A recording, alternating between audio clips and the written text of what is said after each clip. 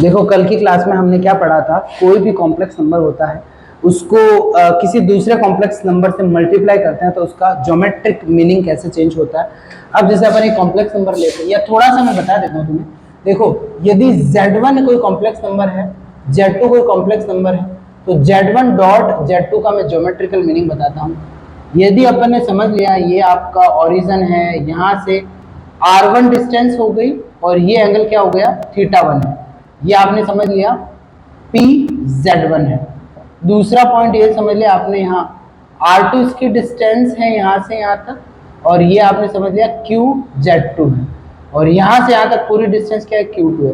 तो ये complex number होगा जो आपका R1 और R2, और यहाँ हो जाएगी इसकी लेंथ, और इसका मैग्नीट्यूड हो जाएगा, वो क्या हो जाएगा, θ1 और θ2। तो ये इसका R1 R2 क्या हो जाएगा, R1 डॉट R2, दोनों का प्रोडक्ट हो जाएगा, और मैग्नीट्यूड हो जाएगा θ1 और θ2। Is that clear? मतलब ये डिस्टेंस हो जाएगा R1 R2, ये पूरा एंगल हो जाएगा क्या, θ1 θ2। अब मैं क्वेश्चन करवाता हूँ, if Z equals to 3 minus 4 iota be any complex number, ये कोई क्या है, सम्मिश्र संख्या है, and it is rotated anti-clockwise का क्या मतलब है, घड़ी की उल्टी दिशा में। एक तो होता है वामावर्त होता है, एक है दक्षिणावर्त होता है, मतलब ऐसे ऐसे anti clockwise. It is rotated anti clockwise by 180 degree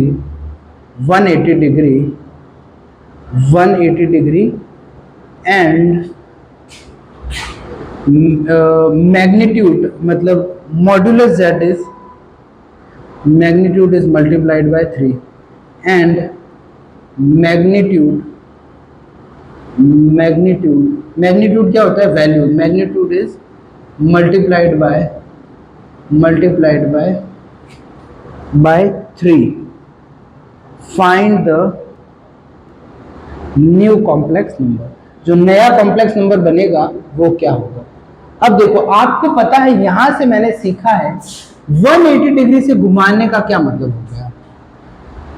यदि आपने Z आपका कॉम्प्लेक्स ले लिया 3 माइनस 4 आयोटा है, ठीक है, नया कॉम्प्लेक्स नंबर को किससे 180 डिग्री से घुमाया है, तो यहाँ आपका ऐसा Z1 होना चाहिए जिसका मैग्नीट्यूड क्या होना चाहिए, 3 होना चाहिए। भाई आपने समझ लिया, यहाँ पे कोई कॉम्प्लेक्स नंबर ये वैसे आएगा यहाँ नहीं, पर ये समझ लिया आपने Z है, ये इसका आपने यहाँ समझ लिया, ये आपका कोई कॉम्प्लेक्स नंबर PZ है, इसका आपने क्या समझ लिया, यहाँ से थीटा है इसका एंगल, ठीक है, जो भी एंगल है, यहाँ वैसे थीटा नहीं बट अपन ने लेट कर लिया, तो इसको 180 डिग्री घुमाना है,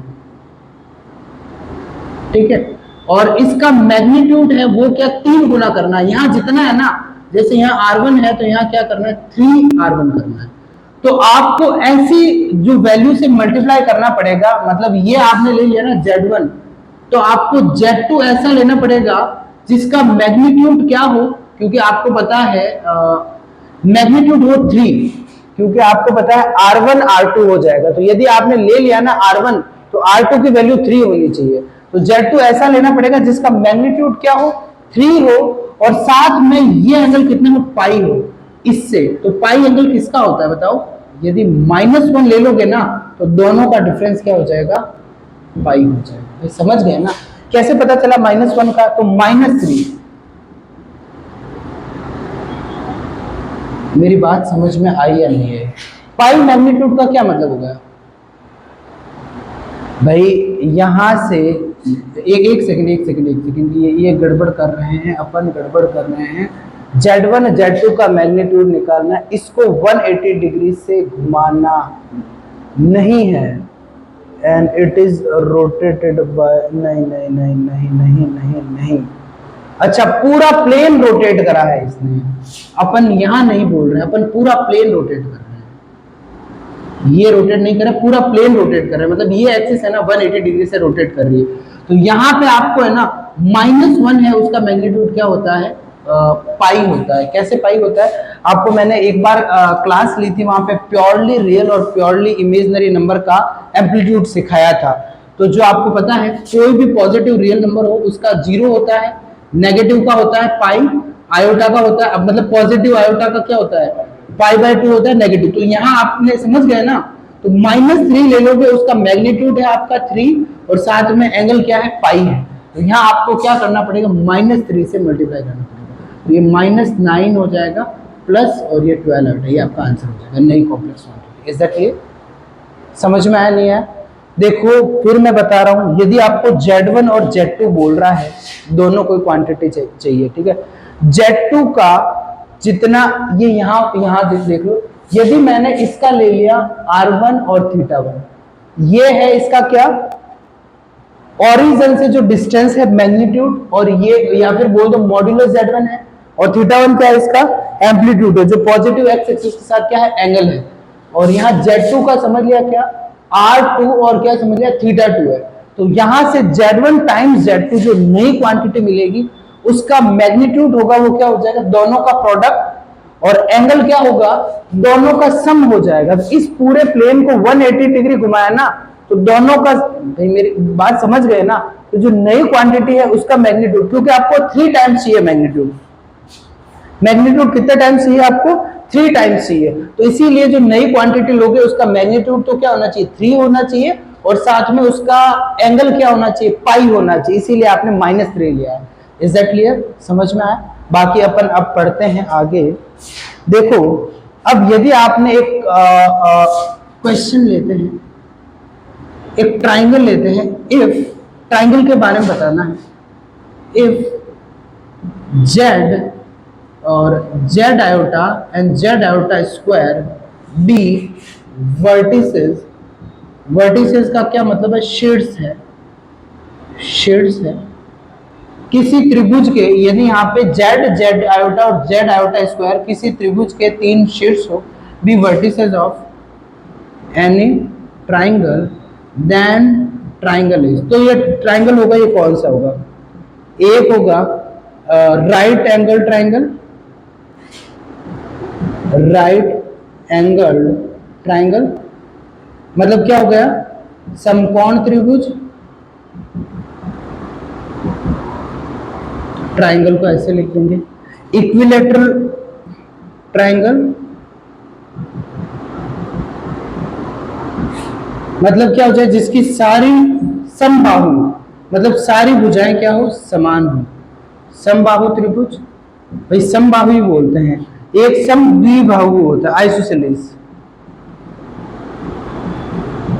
आइसोसेलेस ट्राइंगल, इसका मतलब इसकी 2 भुजाएं समान होती है, समद्विबाहु, समद्विबाहु। और एक होता है fourth right angle isosceles triangle, मतलब एक तो आपका क्या हो समद्विबाहु हो, और वापस क्या हो समकोण हो, ठीक है, समकोण और समद्विबाहु क्या हो दोनों हो जाए, तो उस केस में क्या सिचुएशन है,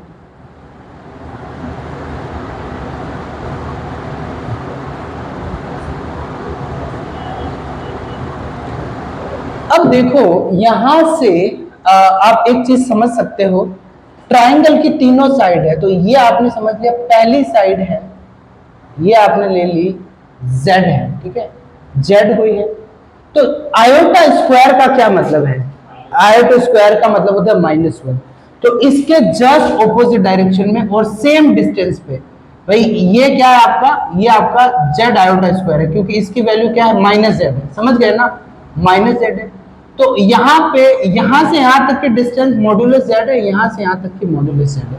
आपको पता रखा है कि मॉड्यूलस Z क्या होता है √x² + y² होता है, तो Z को लो भले नेगेटिव Z को लो, मॉड्यूलस इसका क्या होगा सेम ही होगा। अब यदि आपका Z ये है तो Z आयोटा क्या होगा, आपको पता है Z आयोटा बस सेम ही मैग्नीट्यूड रहेगा और π/2 से चेंज हो जाएगा। यदि आपने अभी वाली क्लासेस अच्छे से देखी है तो यहाँ समझ में आ रहा है सारी चीजें इससे ही है। अब जेड आयोटा का भी मैग्नीट्यूड सेम होता है, यहाँ ये बता देता हूँ। यदि आपने जेड लिया x प्लस आयोटा वाई, तो इसका मॉड्यूलस जेड क्या होगा, √x² + y² हो जाएगा। माइनस जेड क्या होगा, -x माइनस आयोटा वाई, तो इसका मैग्नीट्यूड क्या होगा, -x² प्लस -y² का, ये इसका भी सेम हो जाएगा। और यदि आपने जेड आयोटा लिया है, मतलब इसको किससे मल्टीप्लाई करा, आयोटा से, यहाँ x आयोटा हो जाएगा और यहाँ -y हो जाएगा, क्योंकि आयोटा स्क्वायर -1 होता है। तो इसका मैग्नीट्यूड क्या हो जाएगा, x की जगह इस बार रियल पार्ट हो गया -y का स्क्वायर, और यहाँ क्या हो जाएगा, x का सेम ही होगा, स्क्वायर से पॉजिटिव हो जाएगा ना। तो अब देखो यहाँ से ध्यान से देखना, तो देखो ये ट्राइंगल बन रहा है, ये इसके 3 हो गए, A, B और C। Is that clear? यहां तक समझ में आया नहीं है? अब मुझे बताओ ट्राइंगल में ये एंगल कितना है, 90 है। ध्यान से सुनना मेरी बात, ये 90 है, ये डिस्टेंस और ये डिस्टेंस इक्वल है। तो आपको पता है बेस वाले ये ट्राइंगल और ये ट्राइंगल इक्वल होंगे, कोऑर्डिनेट ज्योमेट्री में पढ़ा हुआ आपके भाई। समद्विबाहु की जो समान आइसोसेलेस की जो इक्वल साइड्स होती है उनके नीचे वाले एंगल सेम होते हैं। तो ये 90 है, तो ये दोनों इक्वल है, तो ये कितने होंगे, 45 होंगे। ये आपका 45 होगा, ये आपका 45 होगा। Is that clear? अब मुझे एक बात बताओ, ये 40 सेम कॉन्सेप्ट है, तो ये भी कितना होगा, 45। तो यहां से आपका ये क्या हो जाएगा, राइट एंगल ट्राइंगल तो कंफर्म हो जाएगा। Is that clear? और मुझे बताओ यहां से यहां तक की डिस्टेंस और ये दोनों सेम है या नहीं, दिख तो रहा ही है, सेम है। और यूं देखो तो दोनों ट्राइंगल को कॉन्ग्रुएंट प्रूव कर सकते हैं। और चलो ठीक है, नहीं कर रहे हैं तो भाई इसमें से इसको निकालो, तो इनका, एक minute, iota Z minus Z का मैग्नीट्यूड क्या होगा, निकाल सकते हो। आयोटा जेड माइनस जेड का मैग्नीट्यूड निकाल देना, और आयोटा जेड माइनस जेड का, दोनों का मैग्नीट्यूड सेम होगा। दूसरी चीज है, दोनों ट्राइंगल कॉन्ग्रुएंट है। क्यों? क्योंकि देखो दोनों ट्राइंगल की ये साइड और ये साइड इक्वल है, ठीक है। ये तो एक कॉमन साइड हो गई और ये साइड इक्वल है, दो साइड इक्वल है और एक एंगल इक्वल है। तो कौन सी, एस प्रॉपर्टी से पता है ना, साइड एंगल, इसको हिंदी में बोलने का ट्राई कर रहा हूं मैं, भुजा कोण भुजा, ठीक है। कॉन्ग्रुएंसी को बोलते हैं सम, कुछ होता है इसका वर्ड, ठीक है, कॉन्ग्रुएंस ट्रायंगल होते हैं। तो समझ गए ना? तो ये दो साइड, और यू देखो तो देखो आपको दिख भी रहा है, ये और ये इक्वल है। मेरी बात समझे? वैसे ये प्रूफ तो कॉन्ग्रुएंसी से होगा। तो ये दो साइड इक्वल है और साथ में इस ट्रायंगल में ये एंगल 90 है, तो आपका ऑप्शन कौन सा होगा, 4th होगा। Is that clear? समझ में आया या नहीं आया? अब बहुत ही पॉपुलर क्वेश्चन डिस्कस करने जा रहे हैं। एक ट्राइंगल है, उसकी साइड है जेड आयोटा और एक हो गई जेड प्लस जेड आयोटा है, तो ट्राइंगल का एरिया क्या होगा?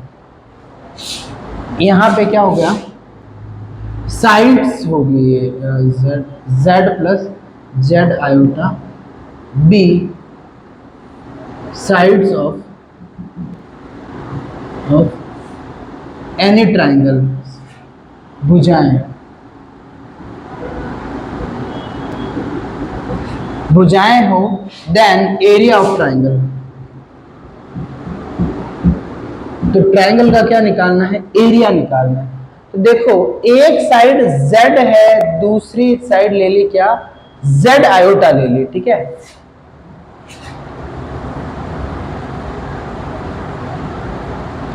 एक साइड यहां से क्या लिया, ये आपने ले लिया z, ठीक है। और दूसरी जेड आयोटा मैं वेक्टर में डिनोट कर रहा हूं क्योंकि यहाँ काम वेक्टर का है।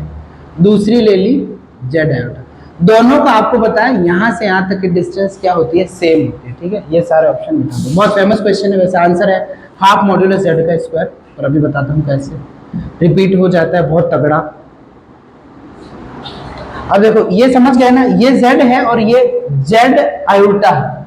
अब आपको पता है सेम डायरेक्शन में ये वेक्टर लिया है, से इसको यहां भी कर सकते हैं।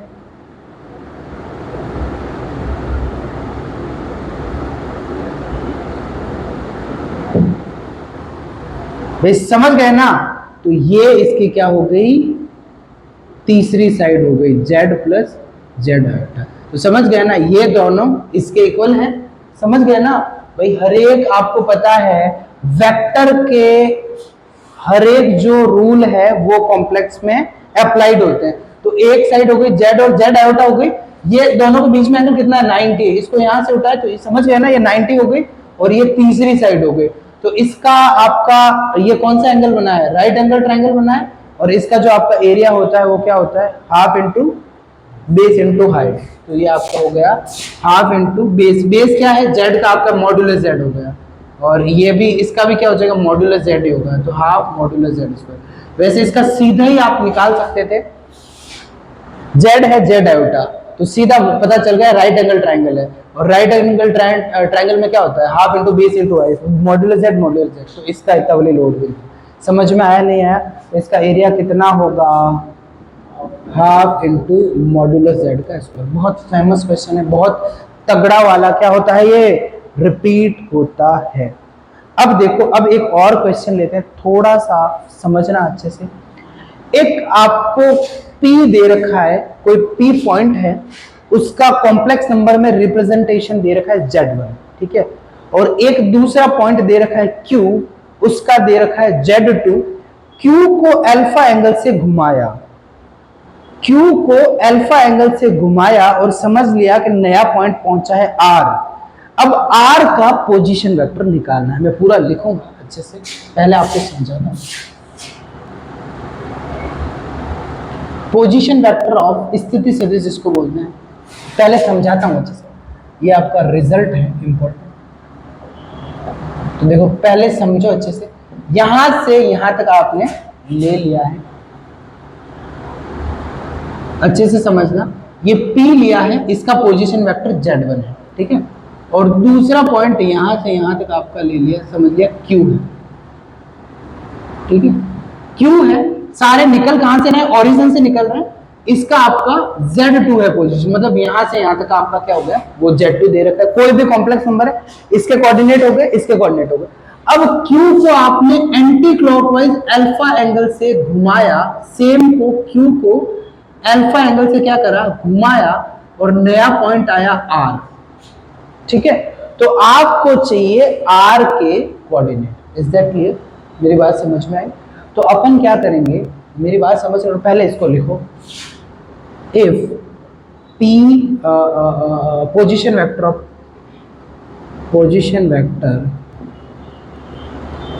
वेक्टर ऑफ या फिर लिखो P एंड Q B यानी चलो पोजीशन वेक्टर, चलो वेक्टर तो काम में लेंगे, पहले आप लिखेंगे नहीं। If PZ1 and PZ2 be any points in Argand plane बोलो और या फिर कॉम्प्लेक्स प्लेन बोलो, एक ही बात है। Be any points in Argand plane हो गया, या फिर क्या बोल दो, कॉम्प्लेक्स प्लेन बोल दो।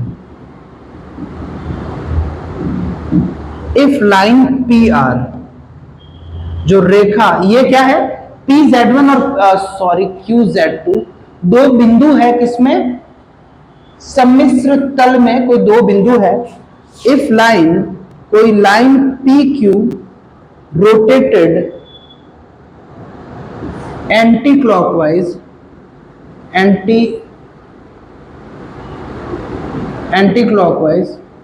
Bye angle alpha. अब PQ लाइन को है एंटी क्लॉकवाइज रोटेट करा अल्फा एंगल से। Now new position of QBR, उसकी न्यू पोजीशन R समझ ली। Then find position vector of R का पोजीशन वेक्टर निकालना है, या फिर बोल दो R का कोऑर्डिनेट निकालना है। R तक कैसे पहुंचोगे, अब देखो इसको ध्यान से समझना, वैसे समझा तो मैं आपको दिया, बस यही आपको पता है। यदि आपने वेक्टर में कन्वर्ट करा इसको, ठीक है, अपन को क्या करना है, OR का पोजीशन वेक्टर चाहिए, तो वेक्टर में कन्वर्ट करा तो ये आपका क्या हो जाएगा, Z1। पहले चलो यहां से अपन को क्या चाहिए, ये आपने समझ लिया, आपने Z1 समझ लिया, पहले इसको Z1 नहीं OR मानते हैं। इसको एक वेक्टर समझ लिया, इसको एक वेक्टर समझ लिया और इसको एक वेक्टर समझ लिया OR। ट्रायंगुलर लॉ वेक्टर का क्या बोलता है? OR होता है वो किसके इक्वल है? OP प्लस PR के इक्वल है। ये क्या है? Triangle law. बस हो गया क्वेश्चन आपका। OP आपका दे रखा है Z1, PR आपको निकालना है। मेरी बात समझ रहे हो या नहीं समझ रहे? तो PR कैसे निकलेगा? PR आपका निकलेगा, एक तो इसमें इसका वेक्टर क्या होगा? Z2 माइनस Z1 हो जाएगा। ये तो आपको पता है ना, हमने डिस्कस कर लिया। तो इसका आपका हो जाएगा Z2 माइनस Z1। अब Z2 माइनस Z1 तो किसका है? ये आपका PQ है। PQ अपन को नहीं निकालना, इसको मैग्नीट्यूड सेम रखना है और साथ में किस एंगल से घुमाना है? अल्फा एंगल से घुमाना है। मतलब आपको ऐसी कॉम्प्लेक्स क्वांटिटी से मल्टीप्लाई करना है जिसका मैग्नीट्यूड हो 1 और जिसका एम्पलीट्यूड हो अल्फा। तो cos alpha plus iota sine alpha, और उसको लिख सकते हो आप e की पावर आयोटा अल्फा। समझ गए ना? e की पावर आयोटा अल्फा, और ये आपका आ गया Z2 माइनस Z1। तो यहां से आपका OR का पोजीशन वेक्टर ये आपका हो जाएगा Z1 प्लस e की power iota alpha Z2 minus Z1। याद रखना, ठीक है? एक बार फिर बता देता हूं। यदि आपको पॉइंट दे रखा है क्या? Z1, ठीक है, कॉम्प्लेक्स प्लेन में।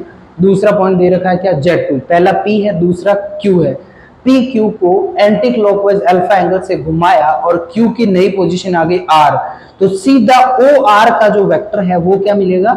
Z1 plus Z2 minus Z1 e की power iota alpha. Is that clear? ये समझ में आया ना? ये अपन ने इससे ये निकाला, मतलब आपको ये सारे कॉन्सेप्ट कहां से आ रहे हैं? Z1 डॉट Z2 का जो हमने समझा है उससे। मैग्नीट्यूड रखना है सेम और एंगल कितना घुमाना है? अल्फा। तो Z1 आपने ऐसी क्वांटिटी से मल्टीप्लाई करा जिसका मैग्नीट्यूड हो गया 1 और क्या हो गया? Amplitude alpha. यदि आपको याद हो तो e की पावर अल्फा का फॉर्मूला क्या होगा? cos alpha plus iota sine alpha. यहाँ बाहर 1 है, मतलब इसका मैग्नीट्यूड है 1 और एम्पलीट्यूड क्या है? अल्फा। Is that clear? कोई दिक्कत है? नहीं। अब देखो यहां तक कोई दिक्कत है क्या? नहीं है ना? तो अब फिर बढ़ते हैं आगे। आगे देखो, हमने ओमेगा पढ़ा था, ठीक है? ओमेगा क्या है? यूनिटी का क्यूब रूट है। That was quite important. तो हमने सारी चीजें, ओमेगा का एम्पलीट्यूड क्या होता है? 2π/3, ठीक है? ओमेगा स्क्वायर का 4π/3। अब अपन करेंगे geometrical representation of cube root of unity. सबके बारे में बात करेंगे, 1 के बारे में बात करेंगे, ओमेगा के बारे में बात करेंगे, ओमेगा स्क्वायर के बारे में।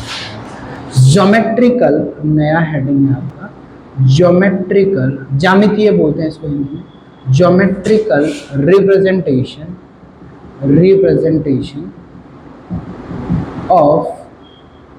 Of cube root of unity.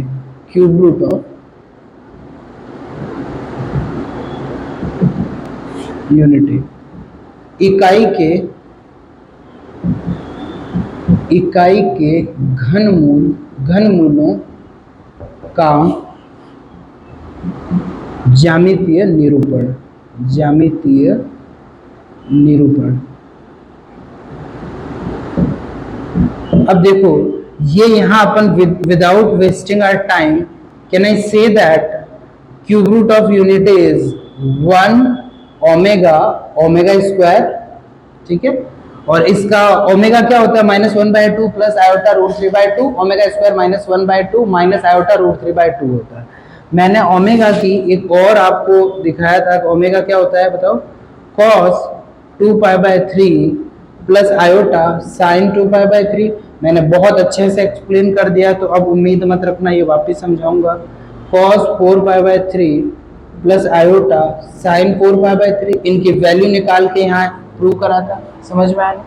अब इनको, अब देखो, और 1 को भी चलो लिख देते हैं।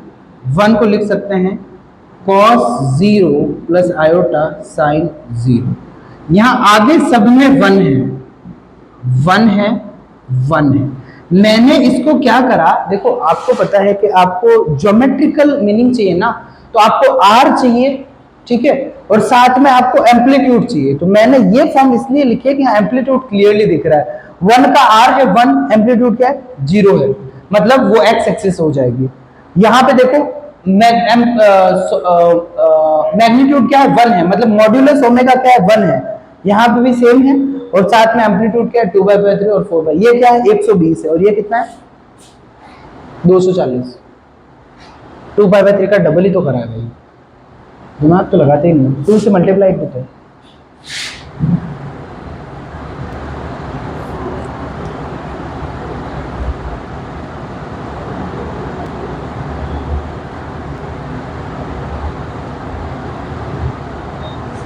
अब देखो यहाँ पे कहाँ ये समझ लिया आपने, ये समझ लिया यहाँ से यहाँ तक डिस्टेंस 1 है, ये 1 को डिनोट कर दिया आपने, ठीक है, और उसके बाद इसको 120 और घुमा दिया, ये आपने 120 घुमा दिया, मतलब 2π/3, और यहाँ यदि 1 है तो ये भी डिस्टेंस समझिए क्या है 1 है, फिर इसको कितना घुमाया, ये पूरा 240 घुमाया, तो यहाँ पे भी ये 1 है, तो यहाँ पे भी क्या हो जाएगा डिस्टेंस 1। Is that clear? ये ओमेगा का क्या हुआ, ओमेगा का नहीं, क्यूब रूट ऑफ तीनों पॉइंट को डिनोट कर दिया। अब यहां से ट्राइंगल बन रहा है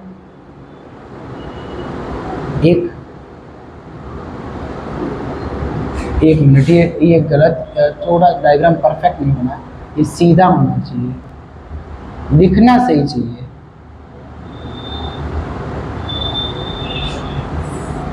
ठीक है, वैसे ऊपर ज्यादा लग रहा है। अब देखो ये कौन सा ट्राइंगल है,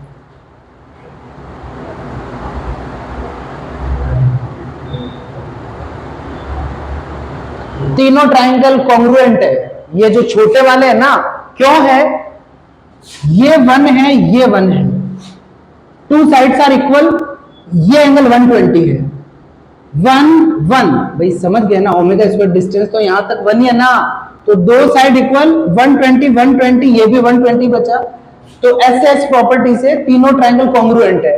कॉन्ग्रुएंट मतलब कॉन्ग्रुएंट इसको इस ट्राइंगल के ऊपर, ये इसके ऊपर, तो मतलब ये तीनों की साइड इक्वल है, तो ये जो ट्राइंगल ले लिया ना ए बी सी, यहां लिख दिया बी और ये हो गया सी, तो पहला तो आपका ए बी सी है, ये क्या है इक्विलेटरल ट्राइंगल, मतलब क्या है समबाहु त्रिभुज जिसकी सभी भुजाएं समान है। अब यदि आपने यहां से एक सर्कल बना दिया और बोल दिया सर्कल के तीनों जो पॉइंट है 1 ओमेगा ओमेगा स्क्वायर, तीनों कहां पे आ रहे हैं, सर्किल पे आ रहे हैं, तो इस सर्किल को ये 3 बराबर पार्ट्स में डिवाइड करेगा। क्यों बराबर पार्ट करेगा, सर्किल का मतलब क्या होता है 360 डिग्री, और ये कितना हो गया 120 दूसरा वाला, और ये तीसरा वाला 120, तो एक सर्किल को 3 बराबर पार्ट में डिवाइड करता है, कौन सा 1 ओमेगा और ओमेगा स्क्वायर, तीनों पॉइंट यदि सर्किल की बाउंड्री पे आए तो उसको किस पार्ट में डिवाइड करेंगे, 3 इक्वल पार्ट में। मेरी बात समझ में आ रही है? अब मुझे बताओ एम्पलीट्यूड ऑफ, और इसमें कुछ पॉइंट्स लगाते हैं, amplitude of omega minus amplitude of 1, आप बताओ।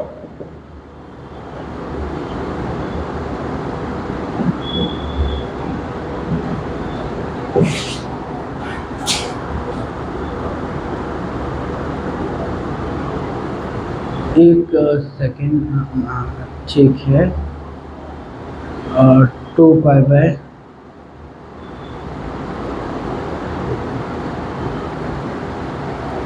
ठीक है, एम्पलीट्यूड ऑफ ओमेगा स्क्वायर, और यहाँ बताओ amplitude of 1 minus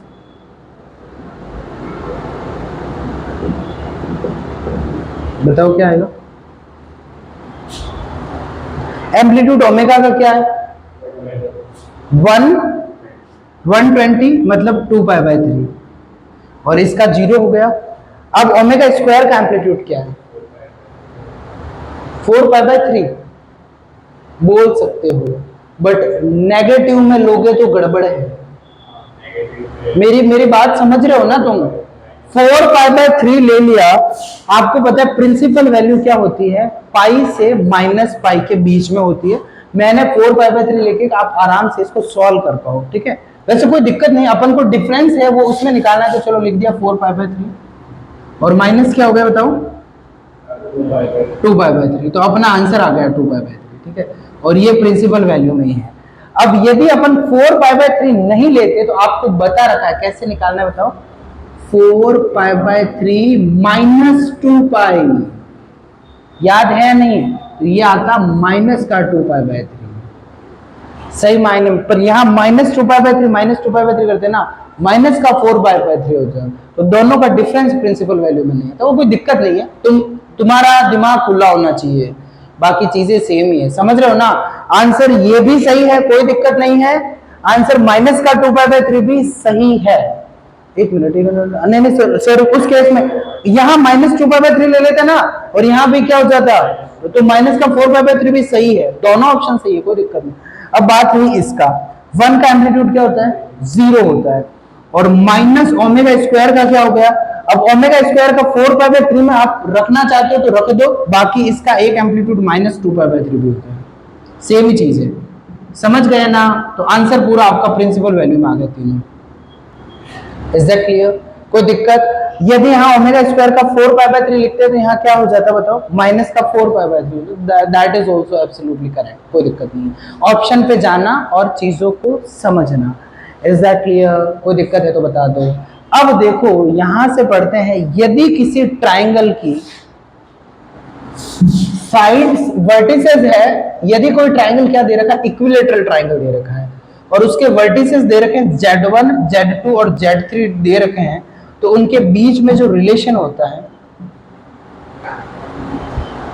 if result if Z1, Z2, Z3 be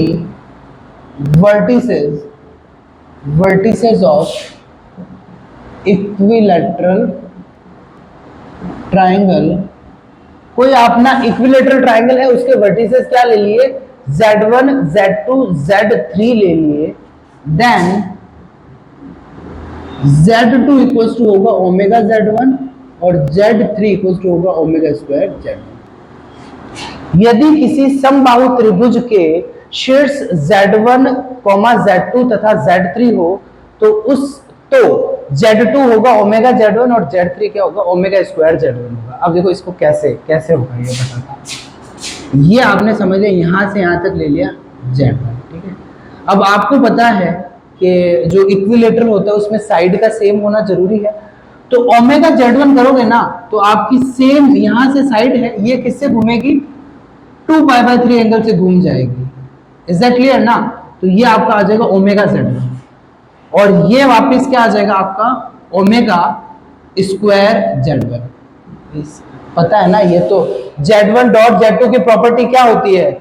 magnitude इसका इसका सेम ही है, एंगल 2 पाई बाय 3 घूमेगा, इसका 4 पाई बाय 3 घूमेगा। एग्जैक्टली है ना? तो यही तो केस है कि आपका ये ट्राइंगल बनेंगे तो ये तीनों ट्राइंगल कॉन्ग्रुएंट होंगे, मतलब ये साइड तीनों क्या हो जाएगी? इक्वल हो जाएगी। एग्जैक्टली है ना? तो किसी ट्राइंगल के इक्विलेटर होने के लिए उसके दूसरी साइड और पहली का ओमेगा टाइम्स होना, तभी ये लेंथ सेम होगी। और फिर मेरी बात समझ रहे हो नहीं समझ रहे हो? Is that clear? समझ में आया या नहीं आया? नहीं आया? कोई भी इक्विलेटरल ट्राइंगल दिया है, ठीक है? तो इक्विलेटरल ट्राइंगल दे दिया, उसके वर्टिसेस दे दिए, ये पहला दे दिया तेरा Z1 है, मतलब ये आपने समझ लिया Z1, तो मतलब यहाँ से यहाँ तक की डिस्टेंस Z1 हो गई, यहाँ से यहाँ तक Z2 हो गई, यहाँ से यहाँ तक Z3 हो गई, ठीक है? इक्विलेटरल ट्राइंगल के लिए इन साइड को क्या तीनों को इक्वल होना पड़ेगा। तो अब सोच के देख, ये इक्वल कब होंगे? जब ये जो तीन यहाँ ट्राइंगल बन रहे हैं ये कॉन्ग्रुएंट होंगे तभी बनेंगे। ये कॉन्ग्रुएंट कब होंगे?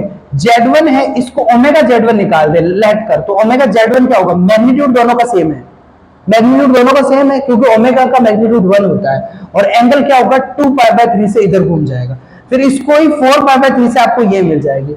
ये आपको पता है कि तीनों साइड क्या है? इक्वल है। Is that clear? इक्वल है या नहीं है? ये तीनों साइड इक्वल है और बीच में एंगल क्या दिख रहा है? 120 120 दिख रहा है। तो इस केस में ये तीनों ट्राइंगल क्या हो जाएंगे?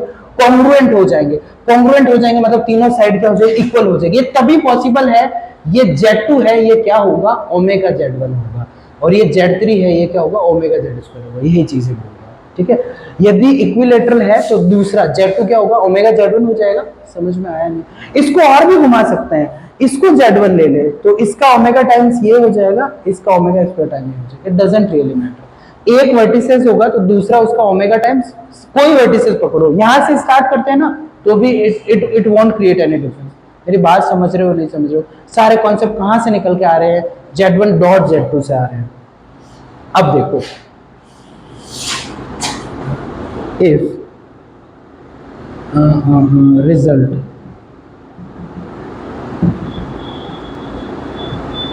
if Z1 Z2 Z3 be vertices of any equilateral triangle then उस केस में आपका Z1 square Z2 square Z3 square minus Z1 Z2 Z2 Z3 Z1 Z3 है, इसका जो ये जीरो होगा।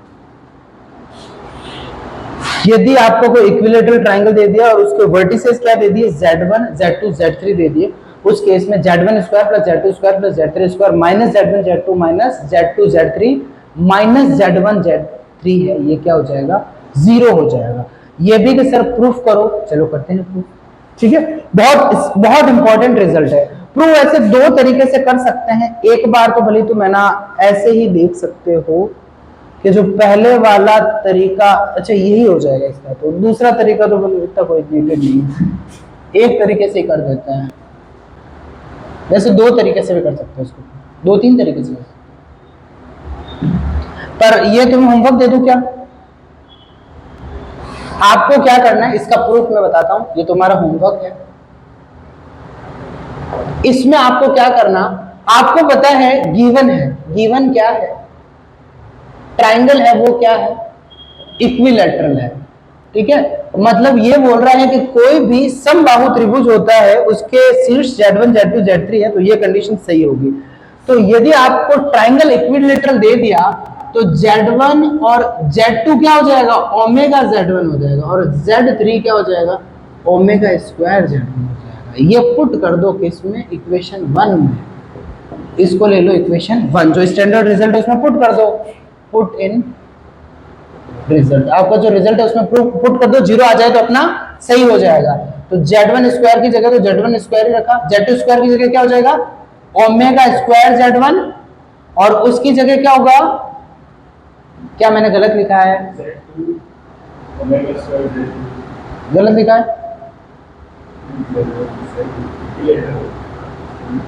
क्या, इक्विलेटरल है, खाना खा के नहीं है क्या, Z3 क्या है, ओमेगा स्क्वायर Z1 है, अपन को Z3 नहीं चाहिए, इसका स्क्वायर चाहिए, तो इसकी पावर क्या हो जाएगी, 4 हो जाएगी, और ओमेगा की पावर 4 ओमेगा होता है, इज दैट क्लियर ना। माइनस Z1 Z2 ये क्या हो जाएगा, ये होगा ओमेगा और Z1 स्क्वायर हो जाएगा, ठीक है, और माइनस वो क्या हो जाएगा, Z2 Z3, तो ये सिंपल सा Z1 स्क्वायर हो जाएगा।